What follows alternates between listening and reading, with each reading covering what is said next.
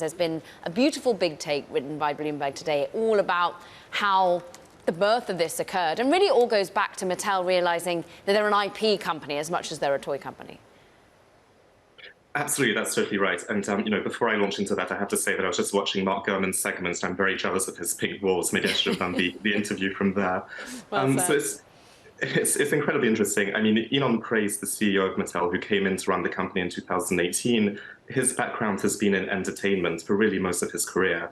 So I think that when he took hold of Mattel, he realized, look, we've got these phenomenal brands, including Barbie, Hot Wheels, Barney, and more that would be perfectly suited to the screen. And what's interesting is that Barbie has had iterations on screen, whether it's video games or whether it's straight-to-TV films, but it's the first time ever that it's had a comprehensive theatrical release, helmed by Greta Gerwig, as you know, and produced by Warner Brothers at a cost of $100 million. Thomas, producer John Hyland makes a really good point, which is that the hype around this has been astonishing. It's been everywhere, social media, on all the streaming platforms. I see ads for it. But the origins of this product, the history of Barbie, some people are saying, actually, this is a pretty big risk for the company. Explain that to me. That's absolutely right. So I think that, when Barbie launched in 1959, she was immensely popular for several decades. I mean, she was modeled on the German doll build Lily, and, in a country that had recently embraced Arianism. So I think that, the marketing of the doll at its early stages, blue-eyed, blonde-haired, appealed to, a set number of people, but wasn't necessarily that wide-ranging. Now, Barbie's brand actually suffered because it was being perceived as very elitist in the past couple of decades. And I think that what this film is going to try to do is really undo a lot of those preconceived notions that Barbie is only suitable to a set demographic by making her more accessible. And that really follows the trend of actually making the doll itself more accessible.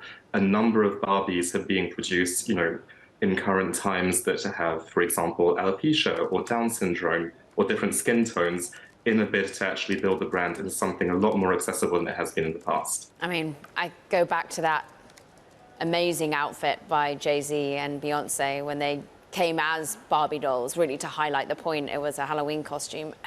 To that end, if this does do well, and there are limitations, we understand, they've ruffled feathers, to put it mildly, in Vietnam, but do they manage to make this a sequel if it goes well, if they manage to overcome those issues in Vietnam?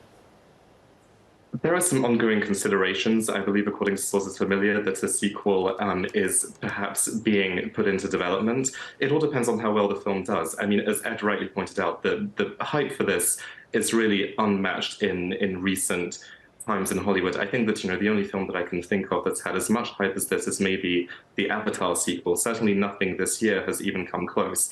And we're observing the tracking for this film, that is to say how it's going to perform on its opening weekend.